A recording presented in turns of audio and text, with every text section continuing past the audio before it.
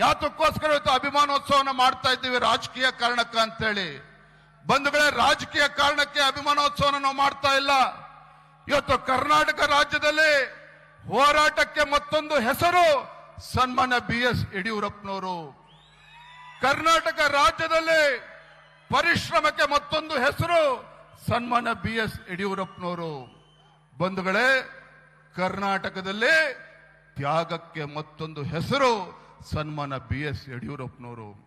ಹಾಗಾಗಿ ಅಂತ ಒಬ್ಬ ಜನನಾಯಕ, ರೈತ ನಾಯಕ, ಮಹಾನ್ ನಾಯಕ, ನನ್ನಂತ ಅನೇಕ ಯುವ ರಾಜಕಾರಣಿಗಳಿಗೆ ನಮ್ಮೆಲ್ಲರಿಗೂ ಕೂಡ ಪ್ರೇರಣೆ. ಹಾಗಾಗಿ ಅಂತ ಒಬ್ಬ ಬಡವರ ಬಂಧು ಜನನಾಯಕನಿಗೆ ಇವತ್ತು ನಾಡಿನ ಮೂಲೆ ಮೂಲೆಗಳಿಂದ ಬಂದಿರತಕ್ಕಂಥ ಎಲ್ಲ ಅಭಿಮಾನಿಗಳ ಸಮಕ್ಷಮದಲ್ಲಿ ಅವರಿಗೆ ಅಭಿಮಾನೋತ್ಸವನ ಆಚರಣೆ ಮಾಡಬೇಕು ಅಂತೇಳಿ ತೀರ್ಮಾನ ಮಾಡಿ ಇವತ್ತು ಐತಿಹಾಸಿಕ ಕ್ಷಣದಲ್ಲಿ ನಾವೆಲ್ಲರೂ ಕೂಡ ಇದ್ದೇವೆ. ನಾ ಇಷ್ಟೇ ಸಂದರ್ಭದಲ್ಲಿ ಒಂದು ಮಾತನ್ನು ಹೇಳಲಿಕ್ಕೆ ಇಚ್ಛಪಡ್ತೇನೆ. ಸನ್ಮಾನ್ಯ BS ಯಡಿಯೂರಪ್ಪನವರ ಹೋರಾಟಗಳನ್ನು ಹತ್ತಿರದಿಂದ ನಾನು ಕೂಡ ನೋಡ್ಕೊಂಡು ಬಂದಿದ್ದೇನೆ. ಸನ್ಮಾನ್ಯ BS ಯಡಿಯೂರಪ್ಪನವರ ರಾಜಕೀಯ ಏಳು ಬೀಳುಗಳನ್ನು ಕೂಡ ನಾನು ಬಹಳ ಹತ್ತಿರದಿಂದ ನೋಡ್ಕೊಂಡು ಬಂದಿದ್ದೇನೆ.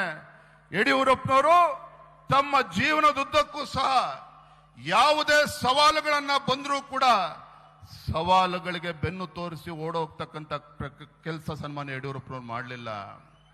ಏನೇ ರಾಜಕೀಯ ಷಡ್ಯಂತ್ರ ಸವಾಲುಗಳು ಬಂದರೂ ಸಹ ಯಡಿಯೂರಪ್ಪನವರು ಅದನ್ನೆಲ್ಲವನ್ನು ಕೂಡ ಧೈರ್ಯವಾಗಿ ಎದುರಿಸಿದ್ದಾರೆ.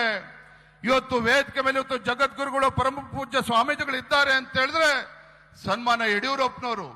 ಬಹುಶಃ ಯಾವುದೇ ಒಂದು ಸರ್ಕಾರಗಳು ಮಾಡದೇ ಇರತಕ್ಕಂತ ಒಂದು ನಾಡಿನ ಸೇವೆಯನ್ನ ಜಗದ್ಗುರುಗಳು, ಪರಮ ಪೂಜ್ಯ ಸ್ವಾಮೀಜಿಗಳು, ಮಠಮಾನ್ಯಗಳು ಮಾಡಿರ್ತಕ್ಕಂಥದ್ದು ನನಗೆ ಹೆಮ್ಮೆ ಇದೆ.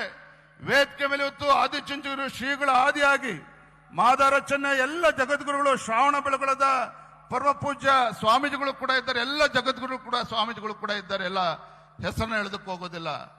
ಕಾರಣ ಏನು?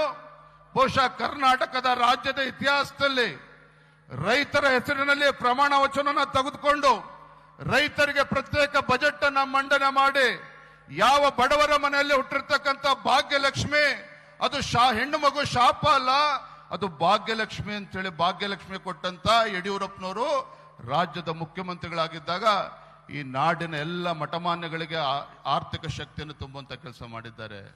ಎಲ್ಲ ಸಮಾಜದ ಮಠಮಾನ್ಯಗಳಿಗೂ ಕೂಡ ಒಂದು ಶಕ್ತಿಯನ್ನ ತುಂಬುವಂತ ಕೆಲಸ ಮಾಡಿದ್ದಾರೆ. ಅಂತ ಸಂದರ್ಭದಲ್ಲಿ ಎಲ್ಲ ಜಗದ್ಗುರುಗಳು ಕೂಡ ಬಂದು ಯಡಿಯೂರಪ್ಪನವ್ರನ್ನ ಆಶೀರ್ವಾದ ಮಾಡಬೇಕು ಅಂತೇಳಿ ಬಂದಿದ್ದಾರೆ.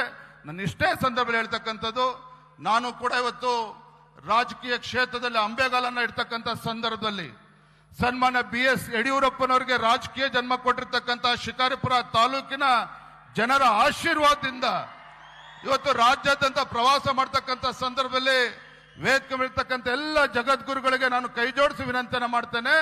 ನನಗೆ ಯಾವುದೇ ಸವಾಲುಗಳು ಬಂದರೂ ಆ ಸವಾಲುಗಳನ್ನ ಮೆಟ್ಟಿ ನಿಲ್ತಕ್ಕಂಥ ಶಕ್ತಿಯನ್ನ ಪರಮ ಪೂಜ್ಯ ಜಗದ್ಗುರುಗಳು ದಯಪಾಲಿಸಲಿ.